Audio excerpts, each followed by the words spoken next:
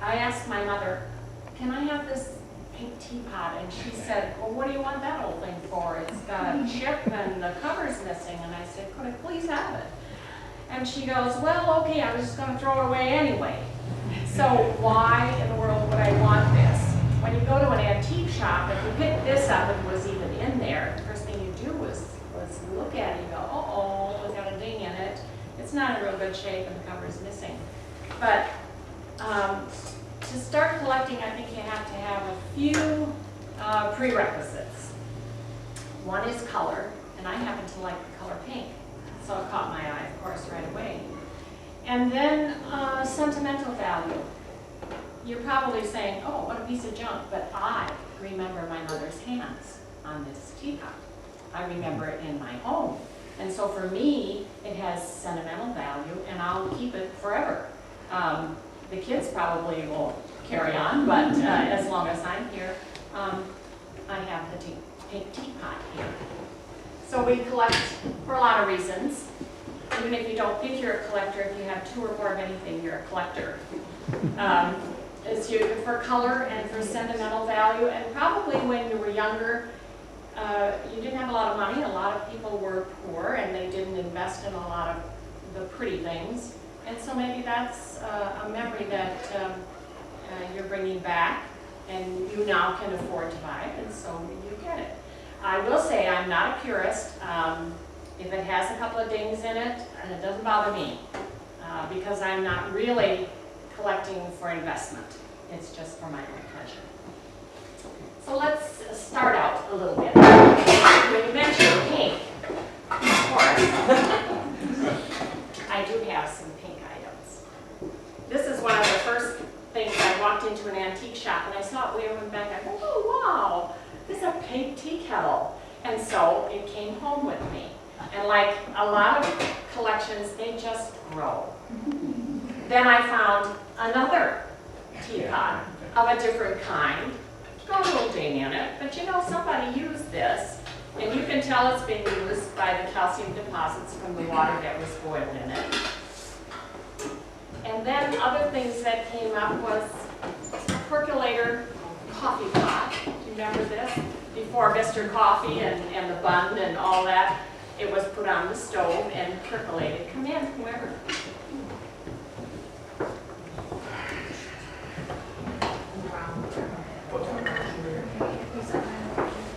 Hi. No, that's quite all right. Hi, Dee.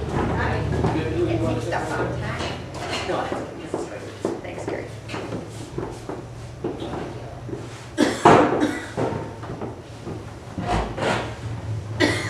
we're just going through a little collection I have. I was struck by the pink enamelware because I think all of you have seen gray, those old gray coffee pots and basins, and you've probably seen that kind of a mustard yellow with a green rim around it, white with navy blue or red. Very seldom will you see the pink enamelware, and that's why it interested me, because there's not a lot of it out there.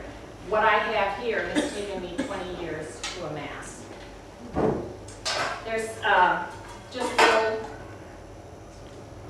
containers here. This was kind of a multi-purpose thing. You know, you could go out and fill it full of green beans in the garden, wash it up, and make a baby in it, or rinse out some laundry. You know, everything was multi-purpose. Didn't waste anything. These are just various sizes of saucepans that I've acquired through the years, and most of them have been used. Some are in pretty good condition, but as I said, I'm not a purist, and that doesn't bother me. This is a nice bowl. It's probably used for a lot of things, maybe even for raising a small amount of bread. This I picked up as a little sifter, and of course I haven't seen one like it since. So I'm glad I have it, and it's in the pink. Here's a little timer. They make all sorts of things. You have your pick of whatever you wanted. I also have an ice cream scoop, which was pretty modern because it had that little plastic thing on it. And a sieve. You know, these were really popular. Women used these a lot back then, and some are still in use right now. And then just the utensils, everyday utensils, and I bought them because they have the pink handles on them. this type of thing was so much better than, you wonder why I'm tripping on this. This is what women used a lot. There were Dutch ovens and fry pans and all sizes of fry pans and bean pots and whatever.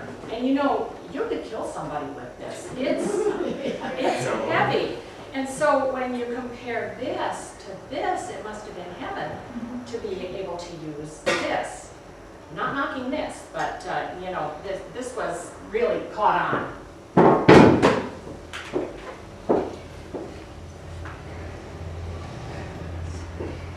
I just want to show you this little item too. These are cake pans. And what makes these special are these belong to Tom's grandmother. There was another style in the 30s that had a little lever that connected here. You'd bake your cake, and when it was cool, you just go zing, and the cake would come right out. And I thought that was a great idea. This was always made, I'm told, in 3 layers. And then when it was baked, you turned it over, you removed this, and took your little spatula and just went through here, and there was your cake. Kind of ingenious. So if you had a cake, of course you had to have icing or frosting on it. And that's where this piece comes in. I don't know, this was standard fare in all the kitchens back then. I don't know how many women use a double boiler anymore. I've seen some of them in Williams-Sonoma, and they're stainless steel and they're gorgeous. But I don't use one. But everyone back then did. The heart of the house was usually the kitchen back in those days, and usually there was a wood-fired kitchen stove where all the cooking and baking was done. Also heating the water to do the laundry and whatever. So it was a real trick to fire up the stove so that you didn't burn the cakes and you could get them baked. And also to do this step. They'd have to put the water in here and put it on the right part of the stove so there's just a little simmer going on in here. And then they made the frosting. It was called 7-minute frosting, double boiler frosting, White Mountain frosting, fluff frosting, a whole bunch of names for it. You probably remember it. Basically what went in here was sugar and egg whites. A little cream of tartar if you had it, and if you didn't, that was okay. Put a little corn syrup in there. And then it was people powered for 7 minutes. And I remember my mother standing at the hot stove in the summertime for 7 minutes, but sometimes she didn't even time it. She had made it so often, she knew just when they looked just right, you know, it was 7 minutes. But this was the people-powered mixers that they had back in those days. This, I have no clue what happened with this. I've never seen another color like this anyplace. Maybe it came in an oatmeal box. Maybe it came in a flour sack. Maybe it was one of those little prizes that just happened. I've never seen this color before, but I'm happy to have this. It's never been used. This is called a potato ricer. And my mother used this a lot. She cooked the potatoes and she put the potatoes in there and the handle would go down and the potatoes would come out. I've seen these also nowadays in stainless steel, beautiful. I don't use them because we never argued with what was on the table. We ate what was on the table, whether you liked it or not, or you went hungry. But every time my mother made this, my brother and I would get together on the porch and we'd go, oh no, we're having potato worms again. And so, you know, one of those throwbacks to when you were a kid, I don't eat rice potatoes. This was called a 5-in-1 utensil. There's 2 parts missing, the solid bottom and the sieve bottom. But it was, put the solid bottom on, it was a scoop.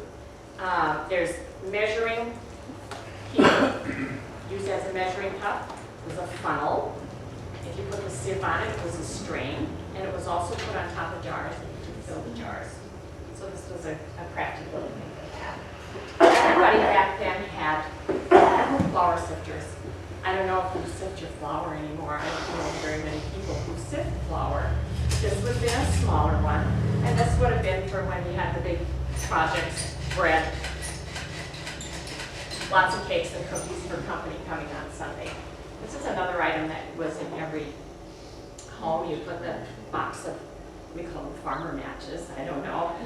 You put the matches down in here and then you take one out when you needed it. That was always hanging on the walls. Scoops. Everybody had scoops for flour, sugar, whatever.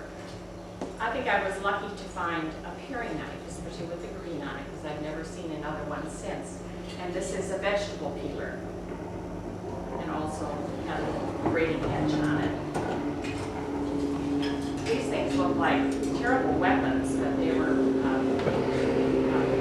openers of one sort or another. This is what my mother used to use, so that's pretty special. These I remember my grandmothers using with the green handles. And so I found a few of them, and they're precious to me because I'm going back in time with memories of my aunts and my grandmothers making cookies with these cookie cutters. Again, there's all sorts of utensils here. This would have been put down in some kind of liquid to mix it again by hand. Whisks of one sort or another. This was a noodle cutter, and these were all sorts of utensils, pancake turners, spatulas. This one could have been used on the end of, to just kind of strain things. Even gardening equipment. I found a few little gardening tools, probably for the herb garden right outside the kitchen door. And then this is an example of an old dustpan. This was an advertising piece. You can see from the New Richland hatchery.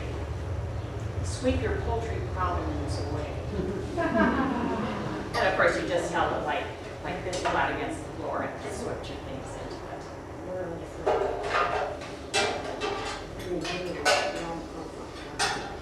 This was a little teapot. A lot of the hospitals had little small teapots like this. If you'd order tea, they'd bring your hot water in that. This is a child's cup, and that's very special to me too.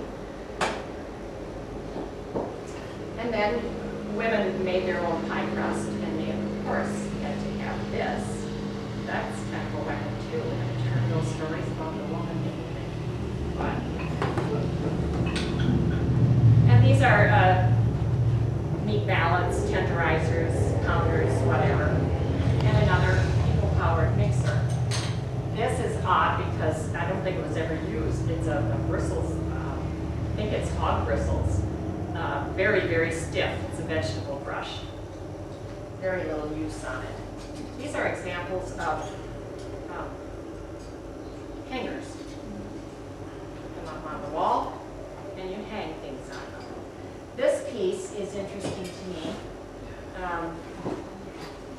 You know, you had wool socks. Somebody probably knit them for you, like grandma or mom or whatever, and if you washed them in too hot of water, a size 10 became a size 5. So you put them on the stretcher, and this is adjustable, and then you hung it out to dry, and when they were dry, they were the size they were supposed to be. This is an item that was put over a bowl or whatever to mix things. Another people-powered mixer. And this is interesting. This is an old feed sack type material. And my mother, who was a registered nurse, would tie a knot on each side. She'd put the baby in here. She'd do a square knot on the top. She'd take the scale and she'd lift the baby up. And of course the baby stayed in there. And she would weigh the baby. Kind of an old-fashioned way, but hey, that's what they did. More items that will take you back into the past. This is celluloid stuff. My husband calls it either stuff or junk. And the collection just grew. I just found something that reminded me of my grandmother, and I purchased it, and all of a sudden I have stuff. And here's a brush, comb, and they made all sorts of things. This is a little mirror. And this was an advertising thing from an insurance company. And this is a box full of boxes. And I can't honestly tell you what they use these little boxes for. If you know, I'd be happy to have you share that information with me. I don't know if these were little pill cases or if they kept snaps and buttons or whatever. I just don't know. But anyway, I have a box full of boxes. And this would have been a jewelry box lined in velvet. Picture frames.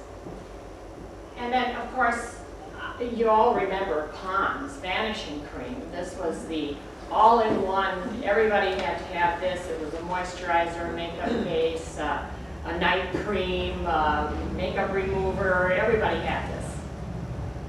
And everybody had perfume too. If you had a few bucks in your pocket, you had nice perfume. And if you didn't have a few bucks in your pocket, you had something like Blue Waltz or something just a little not too good. And every woman had a box of powder with the wonderful powder pop, and there's still powder in this one. And this is interesting. This is a tube of lipstick from back in those days. You remember how well, now you just turn them up. They had the little bar in here, and you just pushed it up and the lipstick came out. And it smells rancid. But I'm sure they didn't have lanolin and all those wonderful moisturizers that we have now for our lipsticks, and I can't imagine what number red this would have been and what trouble it would have caused. But anyway, I looked a long time to find this. These are some other examples here. This is a little powder. You turn the top and you can sprinkle powder. This one has a little mirror on one side, and it has a little container here, and a little container here, and it has some old-time cufflinks in there which came with the item. This would have been for perfume. This is a pin that either on your hat or on your belt. And then I have some manicure things here. Scissors of all sorts, shapes. And this little gizmo, which I think is rather interesting. It's got a rasp here, like an emery board, and it's got all the things you need to do your nails in this one odd little thing. Maybe that goes in one of those boxes. I don't know. And just some more examples of what women used to do their nails if they had time. This is a buffer. I don't know if this looks familiar to anybody, but this was really popular back in those days. It was Coty face powder. Coty face powder, and a lot of women used that. This was a lined box. You could put goodies in there and also use it as a pin cushion. And these two items are rather interesting with the holes in them. Every time they would brush or comb their hair, they saved all the hair that came out of there and put them in their rat box, called rat box. And they put them down in that little hole, and when they had enough, they would use that as, well, the French call it a postiche, or an extra piece of hair. Back in those days, they, well, couldn't do it with my hair, I don't have any. But they would part their hair here and bring it down. They'd reach into their rat box and bring out their hair. And they'd put it there and pull this hair up over it. And then they would secure it with hairpins. I don't know if anybody uses hairpins anymore. But they would secure that, and they had this little pompadour up here. And then they would take the rest of their hair and roll it, and then put the other rat back here, and so they had a roll back here and this little pompadour up here, and they thought they were just the most stylish, and they probably were. That was really cool. And whenever they got done with their hair, they put on hairnet. You remember these? I hate to handle them because they're just kind of fragile. But they came in all colors, gray, brown, black, red, whatever sort of matched your hair.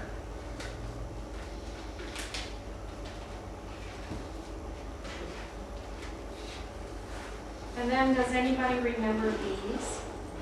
Yes. You know, these were kind of like torture pieces. You might have set your hair at night for Sunday morning church and you got to sleep on these things. They put the hair in here, roll it up, and fasten it with the metal clasp. And you'd go to bed with these things over your head, and it was just torture to sleep until technology came and we got these wonderful rubber ones. Then you put the hair in there, rolled it up, secured it, and these were much easier to sleep on than those metal ones. My mother used to do my hair in a thing she called rag. She had pieces of cloth about this long and about this wide. And I'd have to hold it up here, and she'd twist my hair around half of it. And then she'd hold it down here, and she'd twist the rag around what she had already woven on there and tied it up here.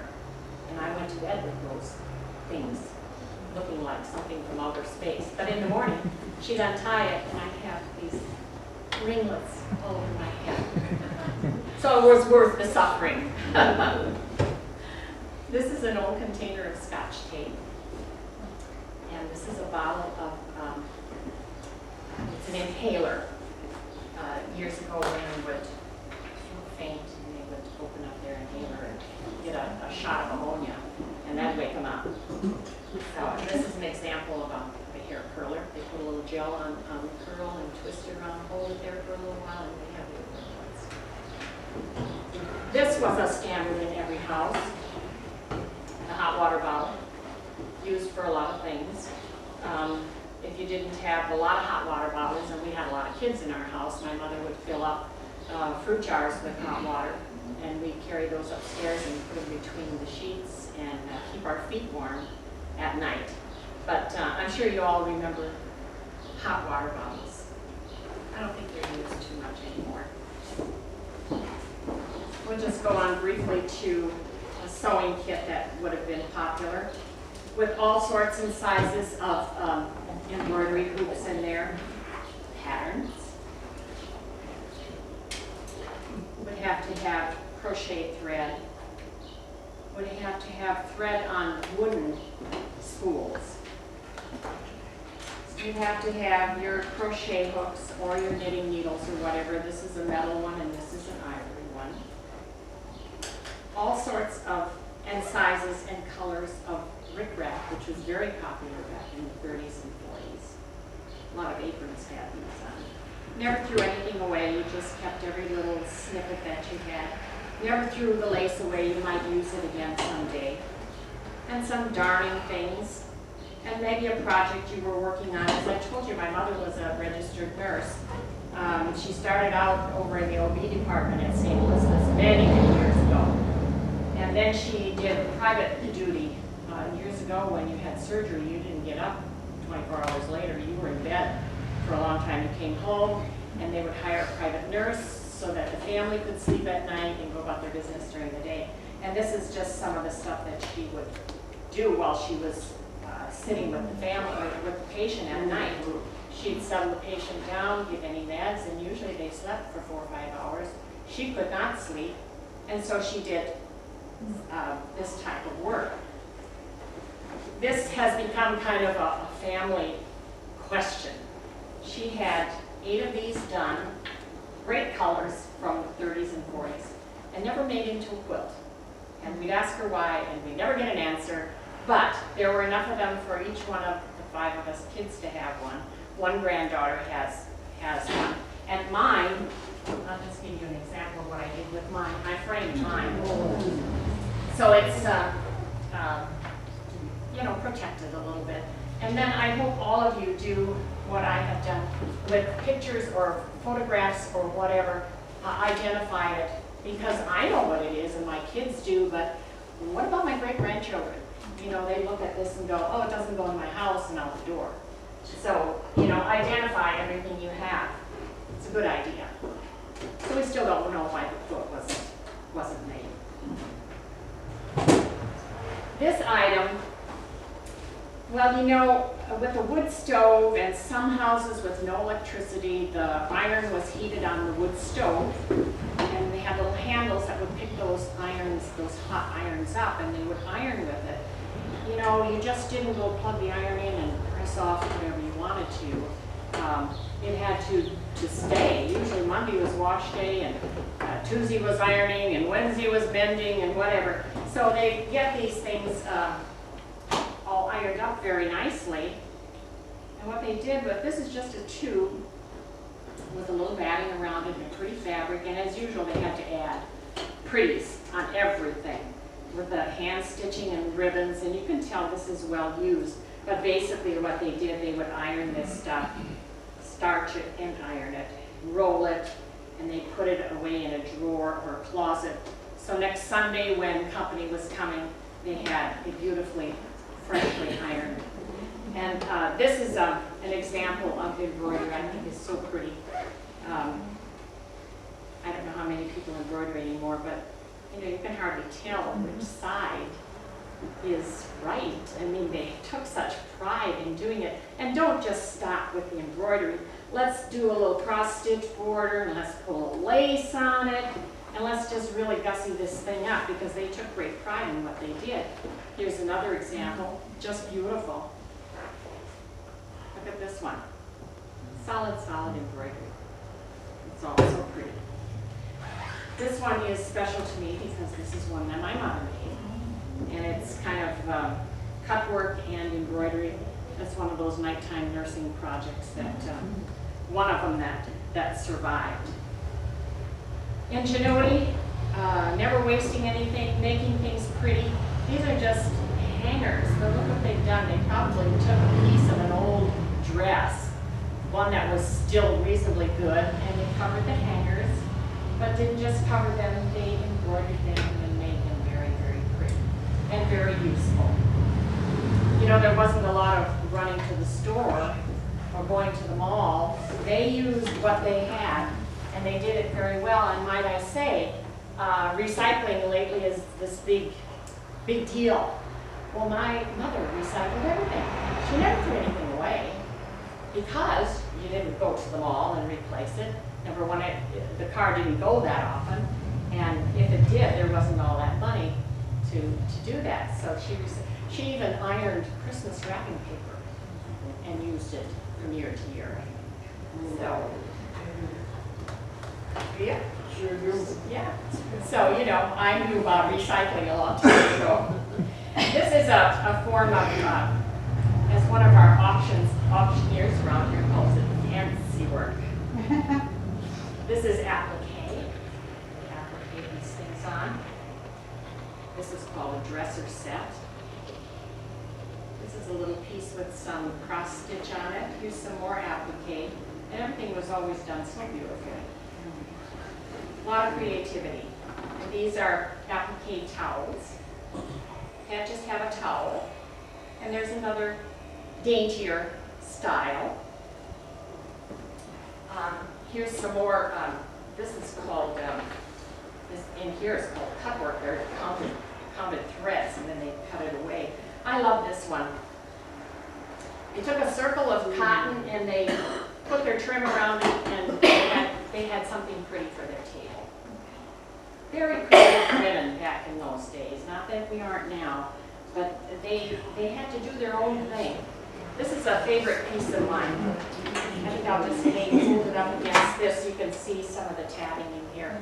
And it's a beautiful piece. It's getting a little compromised. There are a few stitches that keep letting loose, so I don't use this one at all. This was a favorite color back in those days, and I don't know what it is, salmon, coral, pinky, whatever. And this, I love this one. This is all made out of satin yogos. Very unusual. Crocheting, you know, after supper, women just didn't turn on the TV or go to meetings or whatever. They were busy. They either crocheted or knit or latched rugs or whatever. They were always busy. This is a potpourri bag that's crocheted, a purse. And this is a piece that my grandmother did. Home Sweet Home is in there. That's beyond me. I crochet, but not like that. And these are just examples of pieces of crochet work that women worked at. Beautiful things. This was a popular color back then. And a popular theme. It has a basket in it. These, I do believe, would have gone on a hutch or something and hung down on shelving and hung down. Very decorative, very fancy. And the pineapple was always in all sizes. This is another favorite piece of mine. Somebody took a piece of cloth, this is linen, and they crocheted all the way around it. And it's been mended and used and washed and probably in Grandma's Lysol. And they must have finally said, I don't think we can save this baby anymore. And they were going to save it, I'm sure, to keep the lace for some other project. But never got there. And I just think it's so wonderful. It's really heavy crochet. It's just beautiful. And like I said, I'm not a purist. It's got a few digs in it. Somebody did this, and that's the fascination for me. I got started on these hanky things. I got one of them, and I go, oh, that's really pretty. There's little organdy flowers. It's all hand done. How cute. And then I saw another one, and it's got all written in, and it grew. It just grew. It grew, and it grew. There's only 2 of them that have writing on. This one says, Souvenir of Oregon, hankies, and this one has hanky. The rest of them don't have any writing on, but they're all just unique little things. Most of them are hand done. Here's one with a lot of pockets in it. Little tiny ones. Whatever. This is probably the oldest one. And what is this color? Is that the color called puce? There was a color back then called puce. I think this is it. But there's a lot of work in this, and it's probably my oldest one. This one is all hand done too, with a lot of gewgaw stuff on it, and then they put a little sachet inside. So anyway, if you want to come up after a while and look at these, this one is interesting. It's not very fancy, but it's got a metal zipper in it. I don't know if they even make metal zippers anymore. Do they, Jane? And I have large ones. This is a style of stitch called trapunto. And of course, they have beautiful handkerchiefs. These are all little pieces of silk with, look at that. And you know why these survived? Because nobody blew their nose at them. They were either put in a pocket for decoration, or do you remember the movies came out in the 30s? Be walking past a guy and go, oops, I dropped my handkerchief, and it was an introduction sort of thing. So these are really pretty too. This one is a reminder of my mother. As I said, she was a nurse back then. White nursing oxfords, white hose, white starch uniform, white hat, and they looked so professional. The only decoration they had, my mother wore her nursing pin from college, and in her pocket she would put a beautiful handkerchief. And so this is one that she did use. Betty, you all probably have collections of these beautiful pillowcases that women made. Just gorgeous. One is prettier than the other. This is quite simple, but look at just the beautiful trim on this one. And look at this one. That must have been pretty exciting back in those days to have orange. This is beautiful also. These are my favorites. I don't know if you can see this or not, but there's a butterfly crocheted on these. And these are tatted on by my mother. This is an interesting piece, probably for a bridal shower. Maybe Grandma or Aunt May or somebody made this. They've got 3 rows of pin tucking on here, the crochet, and then the border, and they made pillowcases to match it, which is quite interesting to me. We can't leave the children out of this either. This is a little silk coat, and if you come up later on, the buttons are all hidden and all hand bound in here. This is all tucked in here with crochet work and smocking and whatever on there. It's very pretty, and it would have been worn with a little bonnet. And probably a little pair of white shoes. These, I think, were nice shoes that time. Maybe not. This would have been a little shirt that children wore. And a little slip. And of course, they had to do a little extra stitching and some embroidery. You couldn't have just a plain slip. Nowadays, the big thing for young babies is onesies. You've heard that term. Everybody's got onesies. Well, guess what? Here's a onesie from back in those days. So what's new? Here's another one. These, of course, are not blends of polyester or anything. These were rayon acetate. So you didn't have that back then. And this is the jacket that goes with this little outfit here. Kind of interesting and little socks. This doll, I would have probably killed for when I was little. I didn't happen to get her, but my sister-in-law, this doll is about 64 years old. And she's showing a lot of wear, but of course I can't do anything about it because it would probably fall apart. But this would have been an example of the ultra in dolls back in those days. This would have been something else children played with. A little refrigerator. And you also had a little cupboard. And it opens up and reveals little things, little tiny things for little hands, including a little fork and a little spoon. So can't you imagine grandkids having fun with that? Another thing, I don't know how I got collecting, but I did, were these pillows. They're so pretty. This was organdy, and it was all made out of fabric. It was really nice. This is one that is already done, already embroidered and put together. This one, a lot of work in here. It's all satin, but I think they must have ran out of satin because there's 3 brown leaves in here. Or maybe there was a reason. I don't know. Here's another one. Just beautiful. My favorite one is this one. A lot of work went into this. And of course, I do love that color. A lot of young girls back in those days did pillow tops, and these are just some examples of their creativity, which I think is absolutely great. This one is a little faded, but it's a piece of silk, and there's that basket theme again on the one before also. This is organdy, a piece of organdy, which is a popular fabric back then. Just another example of how they couldn't just do a top, they had to make it in 3 pieces. This one should be framed, and maybe I should. It's absolutely gorgeous. It's an absolutely beautiful job. This is a nice one also, a lot of work on there. This is my favorite. It's applique. So the design is great to begin with, and then it's applique, and then it's embroidered, but it's on a feed sack. Remember the old feed sacks?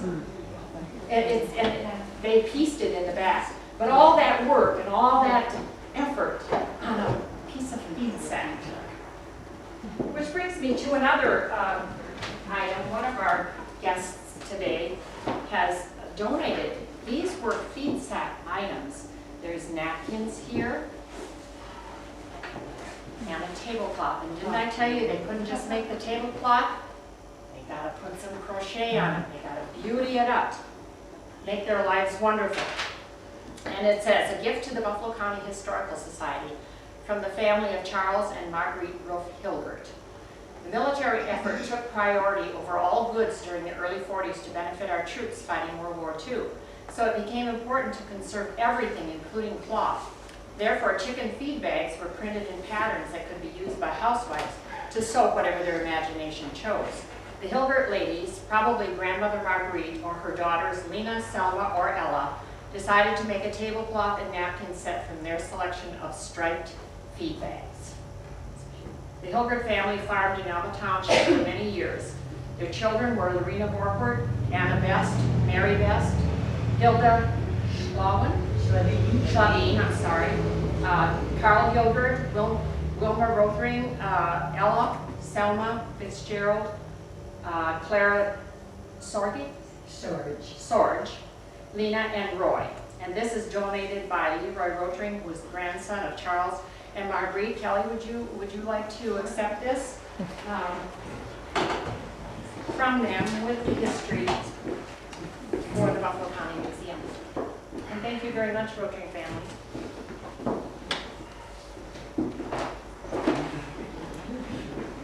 In this springtime, all the quilts came off the bed, they went on the line and they got aired out, sometimes beaten a little bit and put in storage with cedar or lavender or something, which meant the summer bedspreads came out. And this is an example of a summer bedspread they would have used. And if you come up, just feel it. You can just feel how cool this would be on one of those hot, humid summer nights. And it's very pretty. Here's another example of a summer bedspread. And of course, they just couldn't put the squares of organdy together. They had to do them up with the embroidery. These are examples of some quilts that I've got. I've never made this one up. I just haven't wanted to. This is a grandmother's flower garden. And I thought it was unusual. Quilters correct me. But usually they're made with green borders around them, and this seems so pastel-y for that style. I don't know, I could be wrong, Jane. You and Joanne know more about it than I do. And this is an example of a 1930s kit quilt.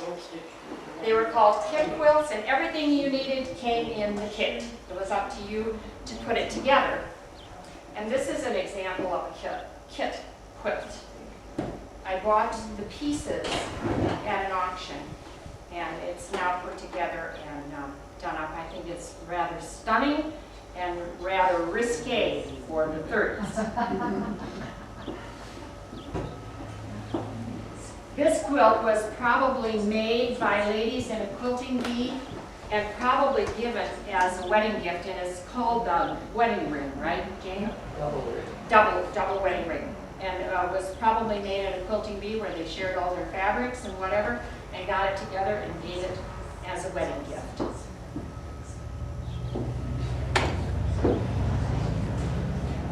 I called my son, who's in the corporate world, who wears suits.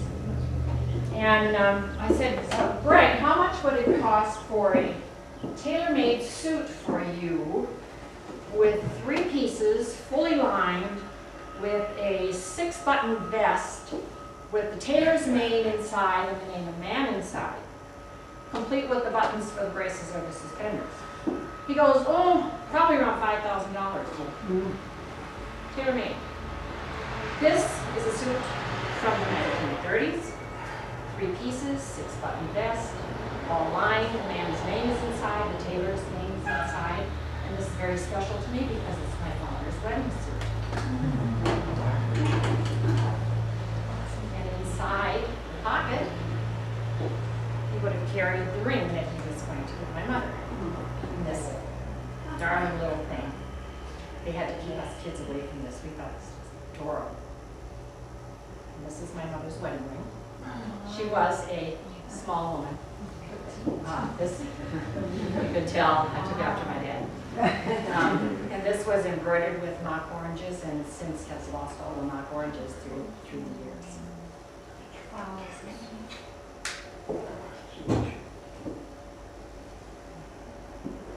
So keep that in mind. We'll revisit that soon. These are some things men would have had around. Every man had a whisker and had to get that dandruff hair off. And leather luggage tags. Cigarette boxes, that nasty habit. Would have had his own comb that went into his little case, his pocket. Here's some examples up here of cufflinks that men would have worn. Would have had a shoehorn, not plastic. Would have had coin purse. This one is very soft leather. I'm not sure what kind of leather it is.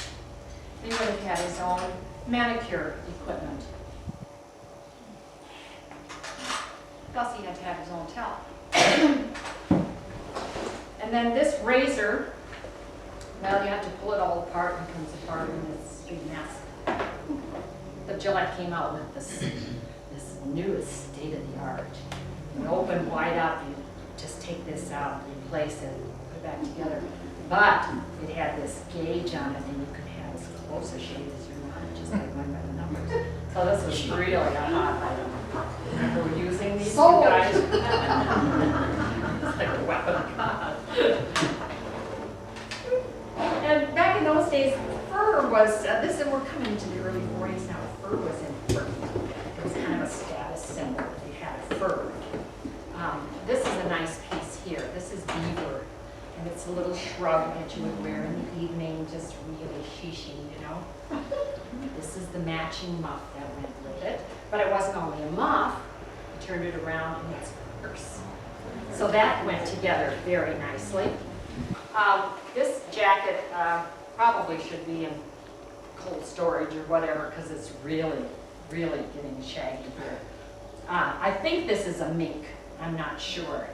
But this is what they would have worn also with one variety or another of the mink hats that went with them. Really, really cool. And they probably would have carried a purse similar to this with a little big light handle and the gloves to match. And the shoes, well, they're kind of coming back. Looks like they could be worn today. And they had, of course, their shoe trees. These were the shoe trees they used. Not very modern, but it did the job. And they would have worn that probably with an outfit that looked similar to this. This is the top. It's a brown silk. And it has a skirt to it also. So you can imagine how they looked with their furs and their silk and their big shoes and whatever. This is a little memory box of my father. Has some of the things that he was a carpenter, so he had one of those sliding rule things that he used. And he always had a skeleton key. There's some clay marbles in there. Remember the tops of the milk bottles? There's a cardboard top that went across those and a shoehorn. And of course, Prince Albert. Prince Albert, he wore big overalls and he would stick that can down in here. Then he had some little tissue-like papers that he'd take.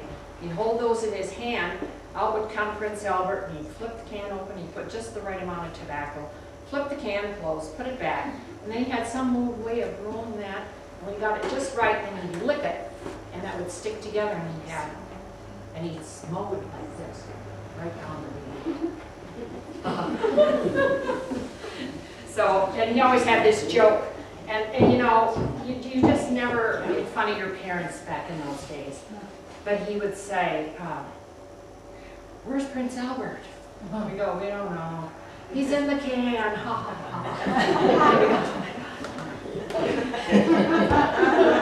Here's another piece that was worn by women. This was a cheap shot. It's probably Red Fox. Do you remember the minks that went around your neck and the mouth was the gripper of the tails and the feet were still hanging there. And that was, you arrived if you had the mink around your neck. This was, you know, for poor people. There's no feet or anything on here. It wasn't a very priceless or expensive fur. I think it's Red Fox, correct me if I'm wrong. And in front you'll see an old briefcase that executives now wouldn't be caught dead with because it's so old-fashioned, but it worked for them. It's a nice piece of leather. So let's go back to this wedding suit. Okay, we've got the groom. I suppose Granny should come to the wedding. So we'll dress Granny up today. She'll have her navy blue crepe on. And then she'll put on her hat to match. And of course it's going to have the elastic in the back to go around the bun that's on the back of her head. And you've got to keep this all in mind. So she's got this. And then we're going to put Granny's shoes on her. And you can see her there, beautiful dress and Granny shoes. Okay, so we've got Granny. Now we need the mother of the bride. The mother of the bride made her own dress. beautiful. I wore it once, and I went all over creation looking for a petticoat and constructed something on my own. And but this is a beautiful piece of work, and she probably would be wearing a boater with it, and probably sorry, a purse, and then these would have been her shoes. So you can kind of get her all together, how pretty she looked.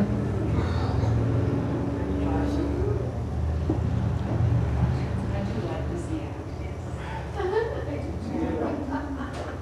and this, kind of nonsense, but it's nice. And so we've kind of come full circle here. We got the groom, and we've got Gran, and we've got the mother of the bride, and of course we have to have the bride.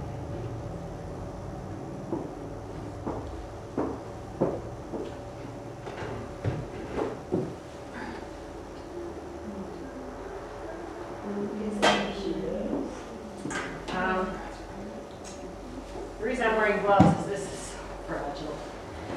This veil is not the original veil. I have the veil at home. It has a headpiece of seed pearls that match all the seed pearls on this gown, but it's, I don't dare even take it out. It's so fragile. The tulle back in those days did not hold up at all, not like the nylon tulle will be today. This is a beautiful gown. It's got an overlay here, and it's got the lace apron that comes around in the back. The neck is high, and it has wires to hold it.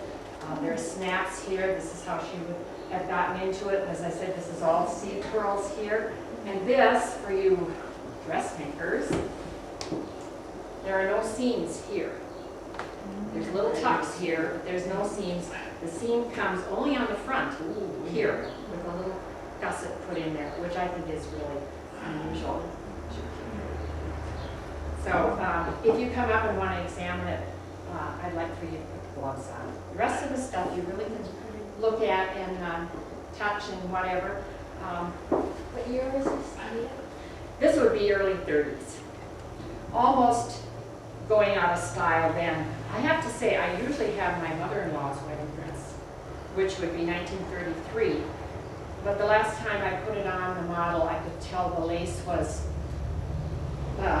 separating a little bit, and I just couldn't afford to do it again. So that's in Omaha in a cedar chest with granddaughter, along with her grandmother's dresses and her great-grandmother's dresses. So this is our stand-in. Well, I hope you've either learned something or took a little memory trip, whatever. Oh yeah. I know what it is, but This is what a lot of people have. we were all on. And there's old shoe polishes and bottles and whatever in here, and old shoe brushes and whatever, so you can come up and look at it. But how utilitarian, you put it together, you got a little table or a little seat. But they did a lot of their own shoemaking back in those days, and a lot of them had different sized Yeah, glass. but isn't that So, what can I do? Yeah, so feel free to come up and use it. you already decided this? Come over. Oh. So we don't want to use No, it is not. So that ends my presentation. I brought what I thought you could stand the time listening to.